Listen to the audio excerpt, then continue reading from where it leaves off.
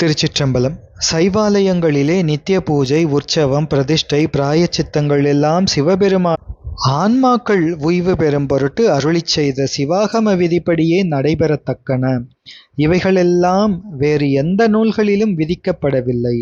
பொங்கு மாமரை புற்றிடம் கொண்டவர் எங்குமாகி இருந்தவர் பூசனைக்கு அங்கண் வேண்டும் நிபந்தம் ஆராய்ந்துள்ளான் துங்க ஆகமம் சொன்ன முறைமையால் என்பது தெய்வச் சேக்கிழார் பெருமான் அருளிச் செய்த பெரிய புராணம் திருமலைச் சருக்கம் திருநகரச் சிறப்பிலே வரும் பாடல் எண் 101.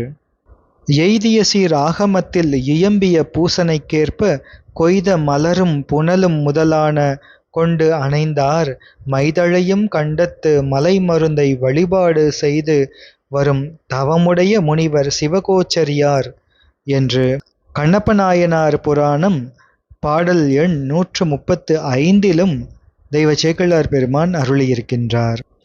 இவ்வரை ஒருசார் தன்னில் 6 தோளுடைய எந்தை மைவெளி அணங்கும் தானும் மாலையனும் உணராவண்ணம் ஐவகை உருவில் ஒன்றை ஆகம விதியால் உய்த்து மெய் வழிபாடு செய்து வேண்டியாங்கு அருளும் பெற்றான் என்று கந்தபுராணத்தை அருளிய சிவஸ்ரீ கச்சியப்ப சிவாச்சாரியாரின் திருவாக்காலும் அறியப்படும்.